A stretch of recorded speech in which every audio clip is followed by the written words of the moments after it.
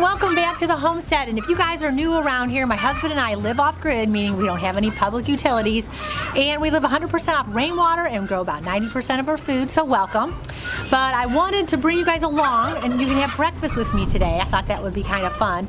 And I want to show you something, especially during springtime. It's my most favorite way to make my eggs, and I think you might be pleasantly surprised at what I'm going to show you, because this is something free and amazing, very nutrient dense, and it tastes spot on and awesome. So come with me.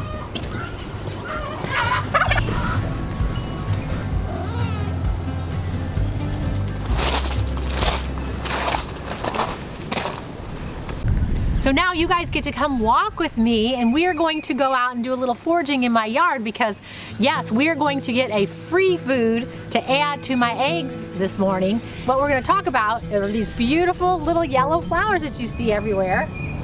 And of course they're called dandelions. And if you look at the dandelion leaf, can you see?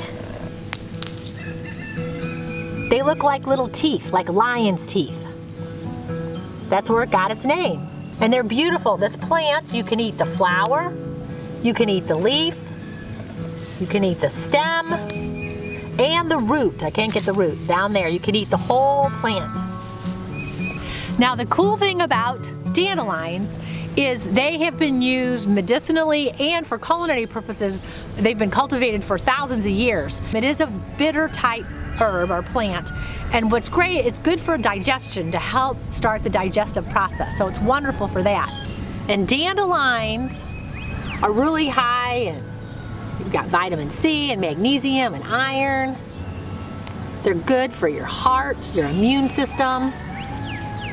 It's also wonderful for your kidneys to help, eliminate toxins from your body. It helps your liver function more efficiently.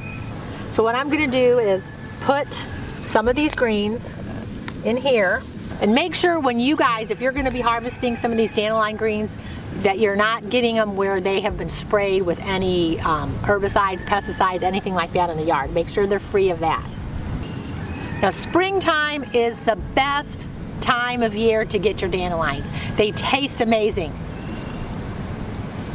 because later on in the season, as they start to grow, they're going to get a lot more, the texture will be a lot more harder to chew on, more fibrous, and a lot more bitter. Right now they taste great.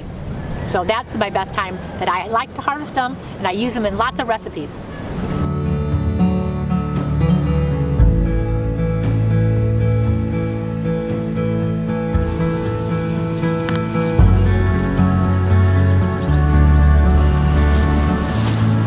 Oh, and look.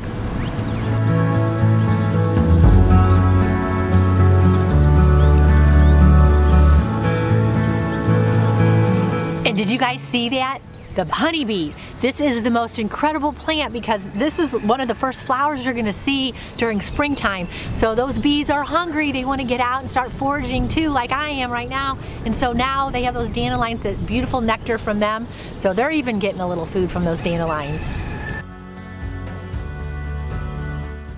The next thing I need is a little flavor I'm going to add to what we're going to use those eggs for.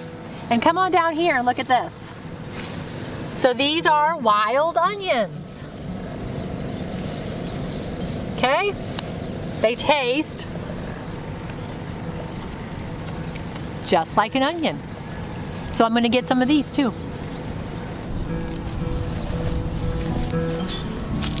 So these wild onions are very similar to the chives. And if you guys haven't seen my video I did on chives, you need to check that out too. They're a wonderful perennial that keeps coming back every year. But these are generally, most people have them around in their yards. I would just highly recommend, for a lot of you guys, if you're not sure about foraging, get a book and just start studying. And another thing that's good is there's a lot of these apps on phones now that you can actually take a picture of something and it'll tell you what it is. So I think that's pretty cool. And then that way you can just walk out in your yard if you don't have a garden, and you can go ahead and forage and make a whole salad or make something. I always have loved using these wild onions, because if you don't have access to onions, it's a great alternative, and they grow most of the season, and you can find these a lot of different locations and different climates. So, and they're from the allium family. It's filled with sulfur compounds. It's really good for your immune system. And so, and it adds great flavor. So let's get our last ingredient. Now the next thing I want to show you are, there's my lucky clover. So this nice 3-lobed legume. Clovers are a legume. So one thing about these sweet clovers, they will develop and right now these are early and they're spring and they're very sweet and tender right now. They taste amazing. But they'll develop about 1 inch wide ball. It's like a pinkish purple flower, which tastes wonderful too. And I like to harvest these also in the springtime. And I'm going to add a few of these. The stem isn't the best on these. I generally like to just get the leaves and I'll use these. But I'm going to pick a little bouquet. Traditionally, clover has been used as a nitrogen fixer. They use it as a cover crop just to help enrich the soil and help with plants when they're growing them for farming. But this is a plant that's wonderful. It has a lot of phosphorus and potassium and magnesium and calcium. It's great for your bone health. It's good for your blood flow. It's great for menopausal symptoms to help with bloating and getting rid of excess estrogen. So this is a really good plant. So we're going to do a little something with that too. So come on inside with me.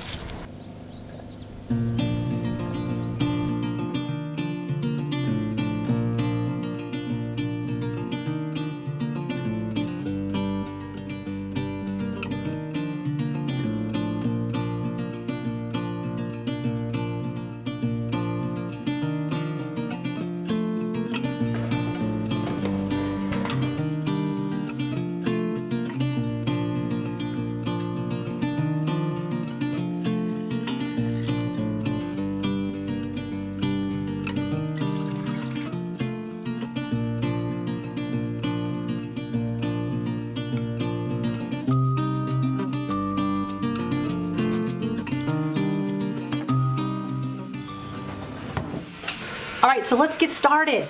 So I went ahead and foraged my herbs, and all I'm gonna do, I rinse them off, and I always like to use my scissors. So I'm gonna take the mixture of the wild onions, the clover, and the dandelion greens. Now I'm just gonna chop them up. I know a lot of you guys are really interested in foraging. You know, going out in the wild and trying to find plants that are edible. And now's the time if you haven't. There's wonderful books that you can find. There's like multitude of books. There's a lot of really good YouTube channels that just specifically work on foraging.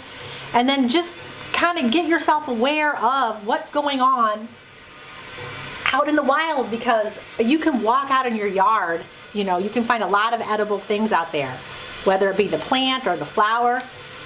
You know, making salads, putting them on tacos, and your eggs like we're gonna do today.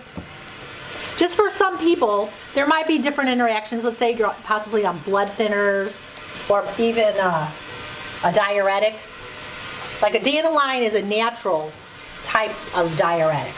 But the one thing with the dandelion, because it is high in potassium, when you do go to the bathroom and you urinate, you're not going to get rid of the potassium like you get like an over-the-counter diuretic.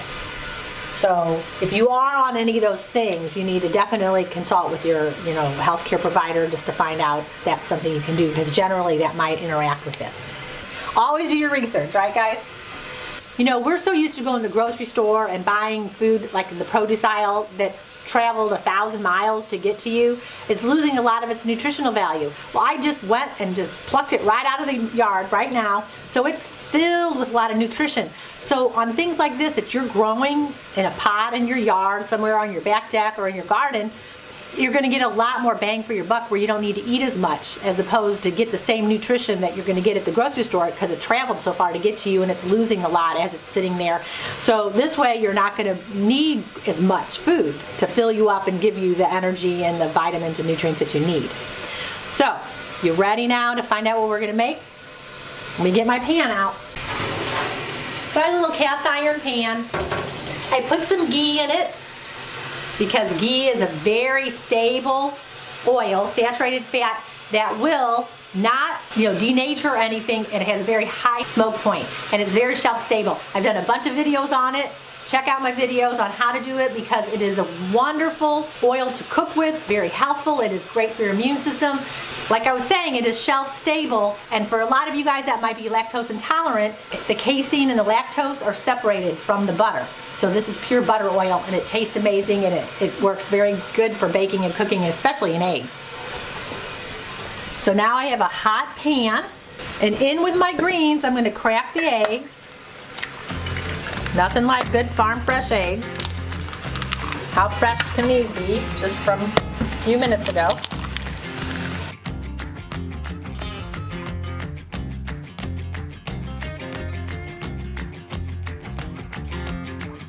I'm going to put a dash of water in it.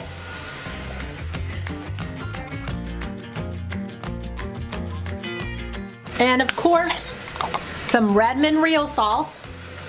You guys haven't switched over from refined salt. You want to use a good unrefined salt so it is not depleted of all those wonderful minerals that your body needs. And the Redmond salt, mine right here, or in the United States in Utah, is the choice that I use. And if you guys aren't getting in bulk like I am, you need to be. So go to offgridwithdougandstacy.com and go to our shop tab and you can get it and get a discount. And then finally, I'm going to put some of my red pepper flakes from my garden from last year, just a little bit. And if you guys don't like spice, don't put it in. Now you could do it just like that, but I like a little cheese in mine. One of my favorite cheeses is feta cheese, so I'm going to put some feta cheese in it. Mix it up, and you guys can put whatever cheese you got. So we are going to be making a frittata. So I'm just going to pour this in the pan. Like that. A cheesy frittata. Doesn't that look delicious?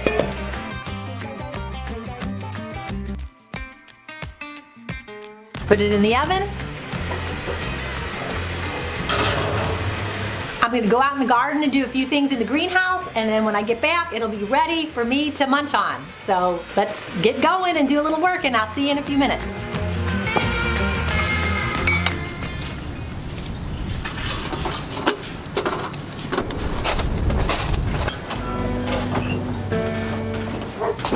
I love to support our local businesses around here. We have a wonderful Amish nursery around the corner from here, and I always like to get my petunias from them every year. And this year I have to show you really quick. Aren't these beautiful? It's called a black and white crazy tuna. Isn't that neat? It's a cross between those black petunias that they had developed last year or two ago with a white one. Isn't it beautiful? So I thought I'd get it. So I always like to get my petunias from them. So I'll water them. I think I'll get ready and plant them soon. How many people like petunias?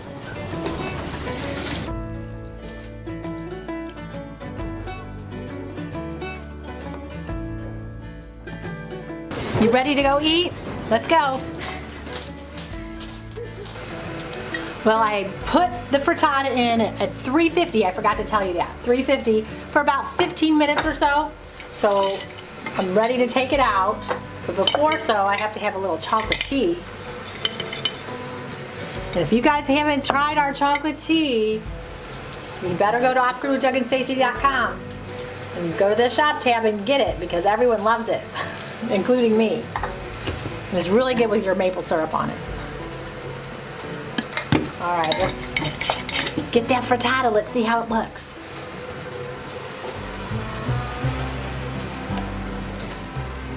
Amazing.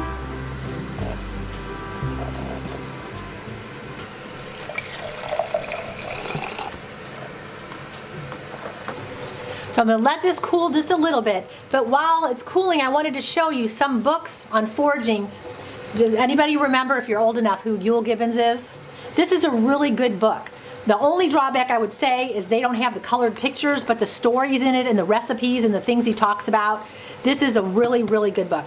This was one of my first books that I had gotten on foraging, and I really enjoyed it. This one, Field Guide to Edible Wild Plants by Angier, Bradford Angier. It's got some really nice pictures. And so that's another good one. But there's quite a few out there. So get acquainted with some of these herbs outside and weeds that we might call them, because like I was saying, they are very nutrient dense. They're wonderful in our foods. And right now we're gonna get ready and try it, all right? Hopefully there's taste-o-vision there.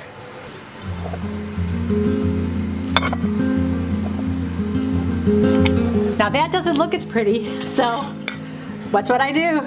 There it goes, now it looks good. This is great with hot sauce, homemade hot sauce, fermented hot sauce. If some of you guys are at home like that chululu, I know my kids love the chululu. So it's really good with a hot sauce, or just eat it how it is. But let's try it. Do you all have your taste-o-vision on?